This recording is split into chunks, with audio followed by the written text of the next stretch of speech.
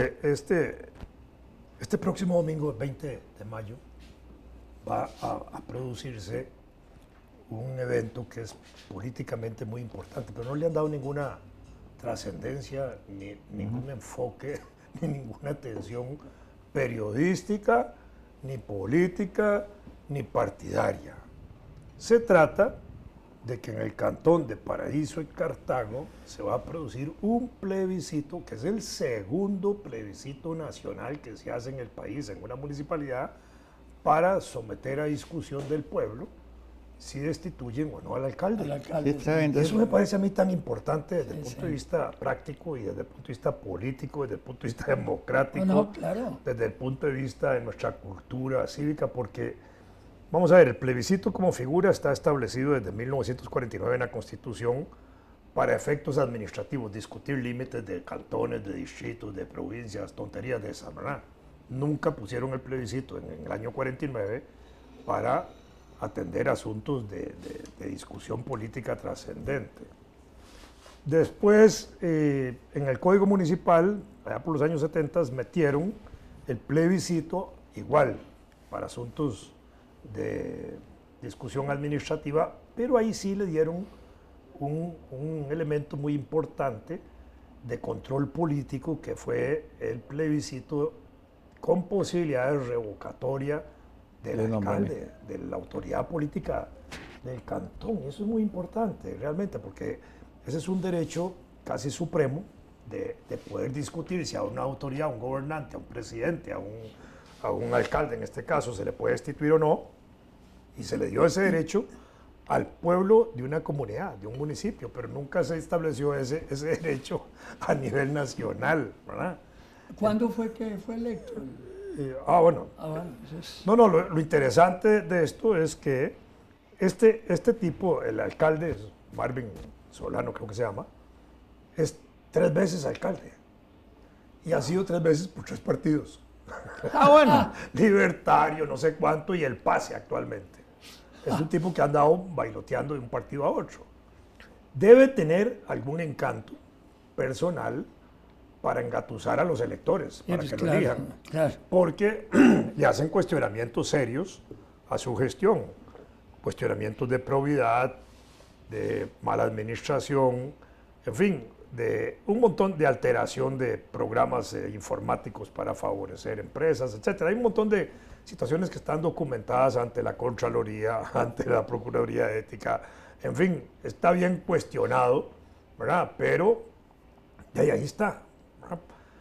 De acuerdo al código electoral y a las cuestiones de plebiscito, debe haber un reglamento que regule el plebiscito, lo tiene la municipalidad. Curiosamente no hay un reglamento que unifique a todas las municipalidades, sino que cada municipalidad debería hacer su propio reglamento interno, que es la cosa más curiosa, porque hay normas generales establecidas por el Tribunal Electoral, pero obliga a que cada municipalidad haga uno. Debería más bien el tribunal hacer una normativa general que se aplique para todos de igual manera y soluciona el problema.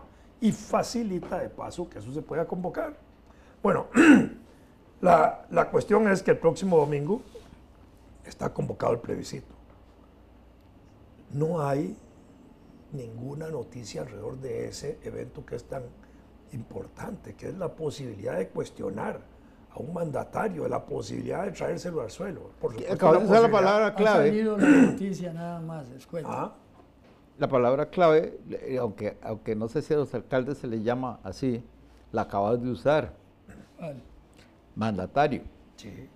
Es decir, nada de esto es gratuito. Mandatario local, sí, claro que sí. Sí. Bueno, yo no sé si, y estoy diciendo que no sé, ahora sí sabes, bueno.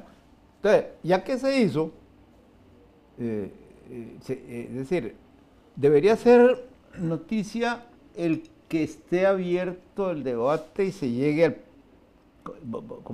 como dijiste, pero ¿dónde es que está el silencio?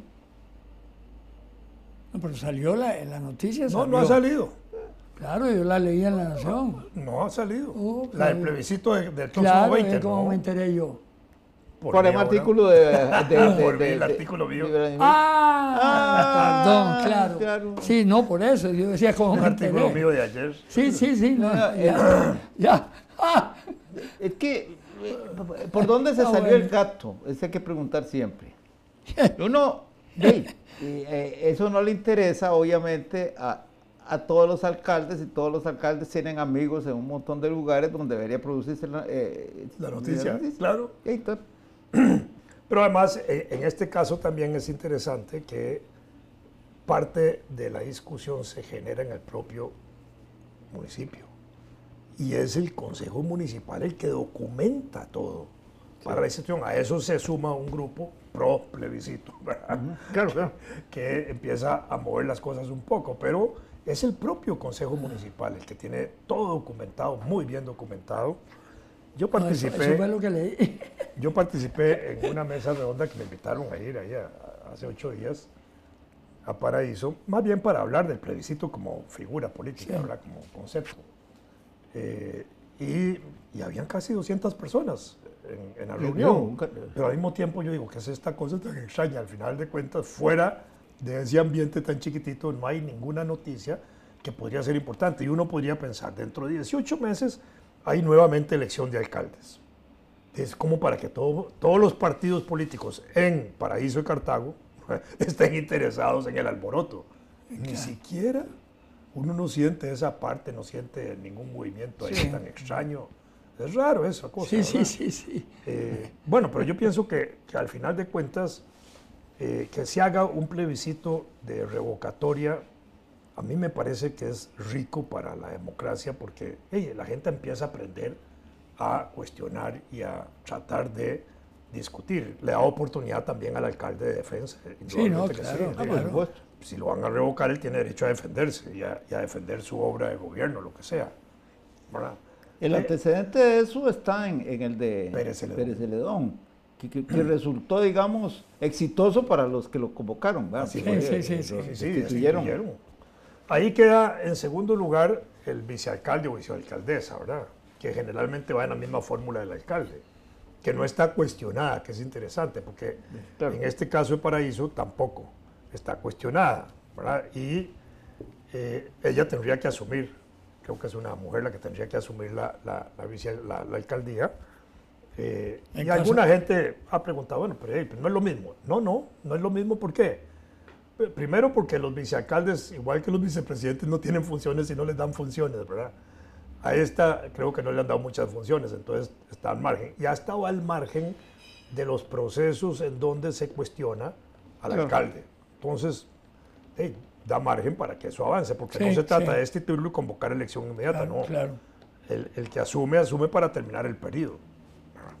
Bueno, eso es interesante. Yo creo que es una consulta popular, ¿verdad? Como experiencia está bien. Plebiscito viene de la plebe romana, porque es una figura que viene desde hace 2000 y pico de años,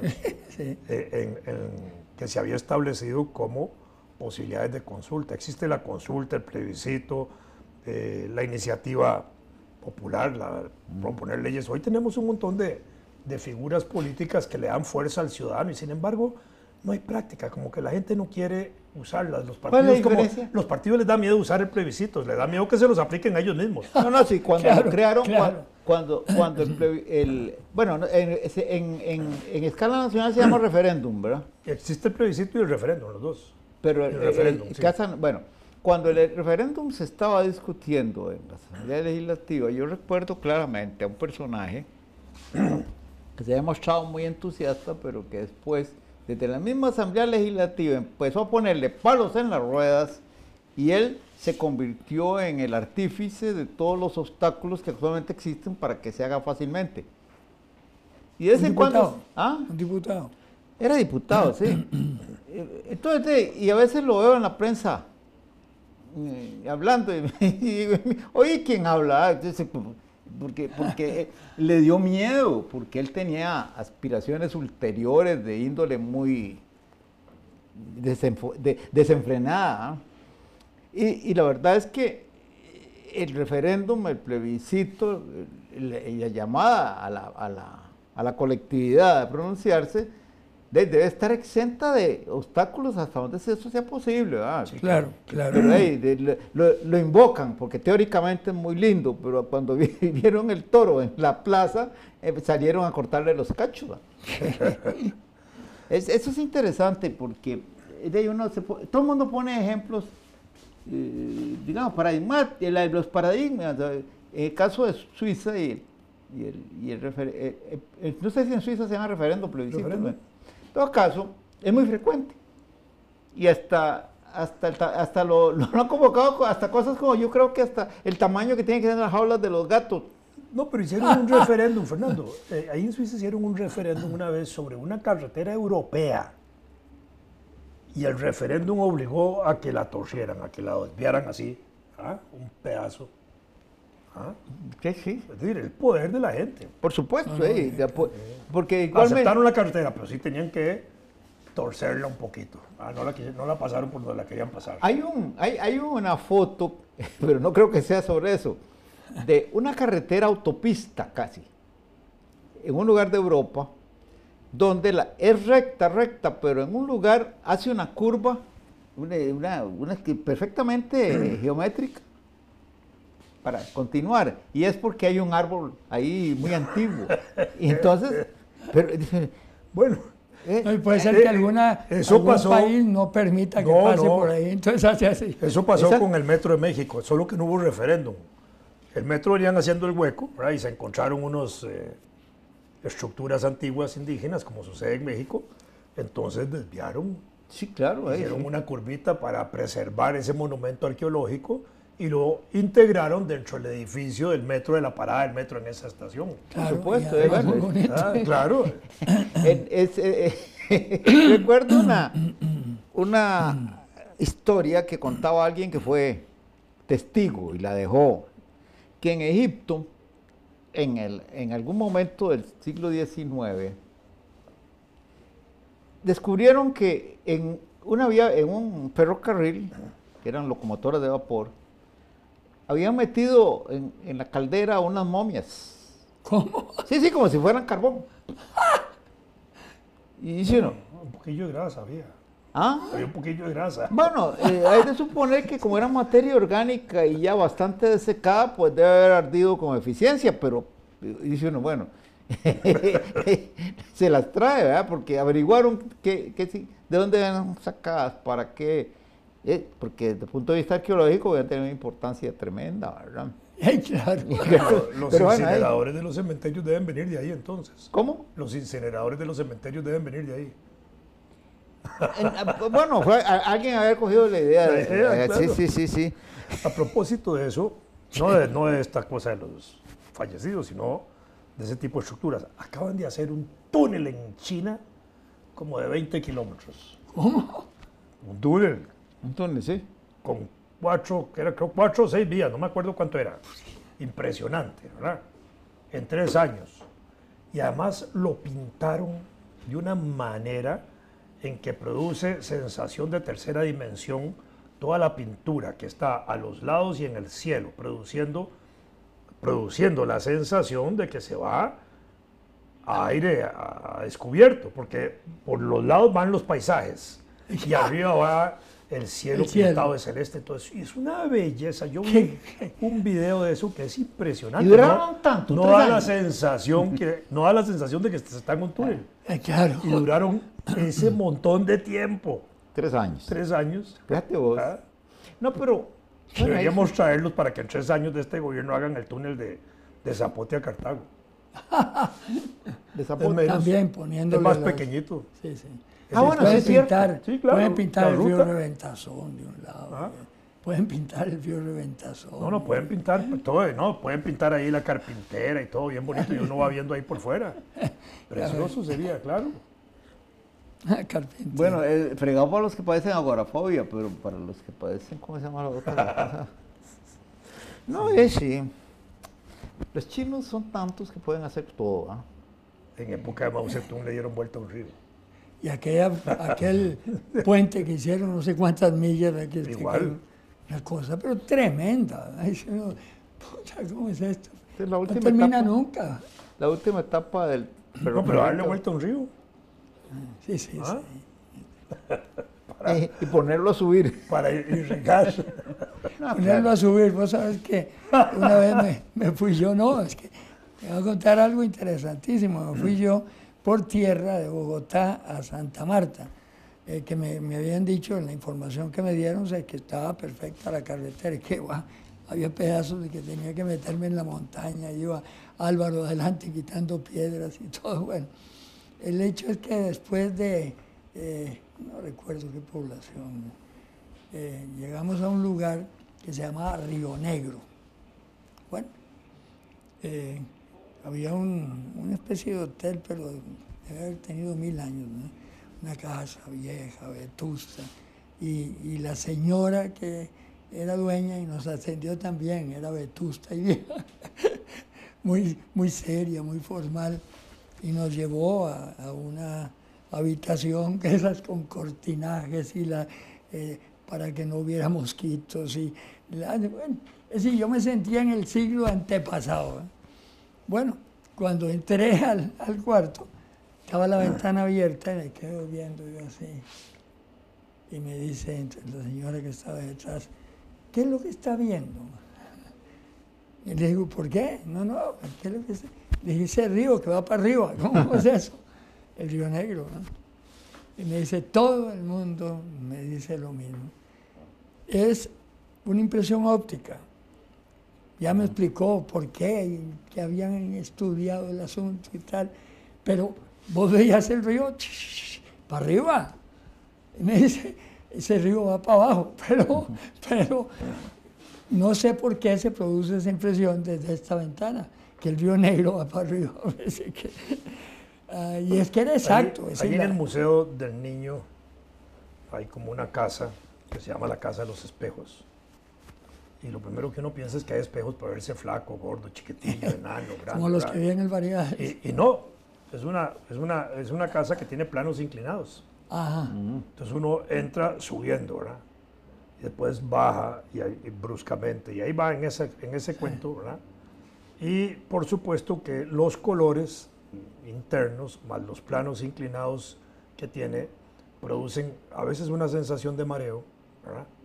Pero producen sensaciones verdaderamente ricas para experimentarlas, de equilibrio y ese tipo de cosas, sin que uno prácticamente esté desequilibrado. ¿Ah?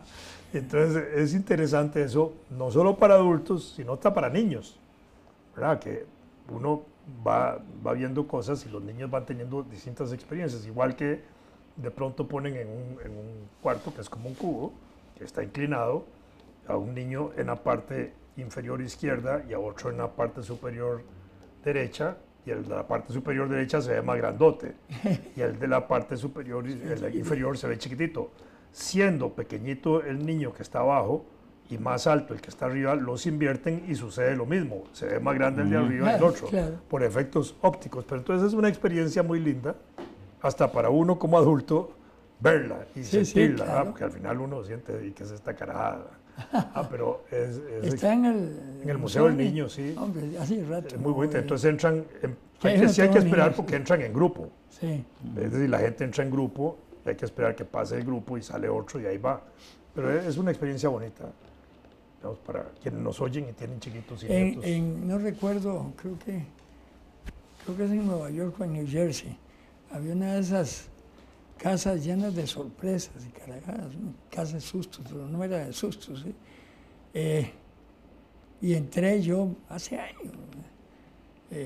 Mi mamá vivía en New Jersey, yo la iba a ver, entré con mi hermana Rosa María, que ya murió, y mi mamá también. Y bueno, íbamos caminando, ¿sí? Porque de repente se cruzaba hacia mano derecha y veo yo así, una carajada así, con baranda, así, poniendo una especie de circulación, así, y así, y así, y así, aquí estaba la salida. Y veo que en los diferentes pasos había gente agarrada y que no caminaba, y yo, pues qué raro, ¿cómo es eso? Y entonces me meto con Rosa María, y en principio se mueve la carajada, pero no hay ningún efecto. Al cruzar se mueve al revés. Y entonces ahí empezó. Y ya yo me sentí medio mal y le digo, Rosa María, ¿te sentís bien? No, me dice, le digo, ¿por qué no nos devolvemos? Porque mira todo eso ahí, todos en el suelo, tirados, agarrados de los palos. Todo es que al hacer esto, cambia, en lugar de hacer así, hace así.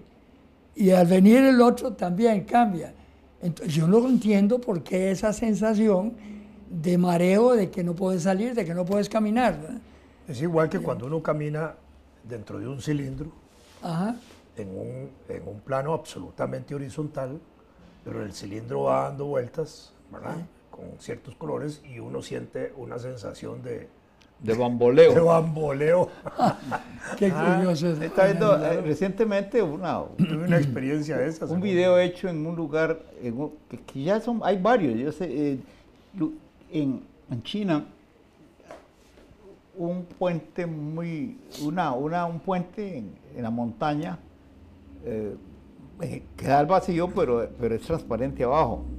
Es como de vidrio, de un material transparente. Igual ahí en el cañón. En el cañón del Colorado, sí, yo tengo fotos de ahí. Entonces, en este caso, lo que le dieron permiso a alguien, porque eso es siniestro, instaló un artilugio para dar la sensación por medio de por control remoto, con chips y eso, de que se había quebrado el piso. En un trecho larguito, ¿verdad? Sí, sí. Entonces, de ahí se ve a un pobre hombre. En China es eso. Sí, un pobre hombre que viene caminando, él no sabe nada, porque viene caminando de fresco, pronto porque siente que seguro se ha le venido quebró el muchas puente. veces y de pronto se le quiebra el piso y se agarra de las y se cuelga desesperado. Y cuando está ahí arriba, cesa la sensación, ¿verdad? Pero es evidente que él no tiene confianza ya. Claro, Pero bueno, yo digo, es muy divertido viéndolo, pero si a uno le hacen eso, No, hombre, pueden es terrible. provocarle un infarto. Porque claro. Ya imagínate. Entonces, no, cuando tiene un guindo allá abajo. Claro, sí, 300 metros o más de... Claro.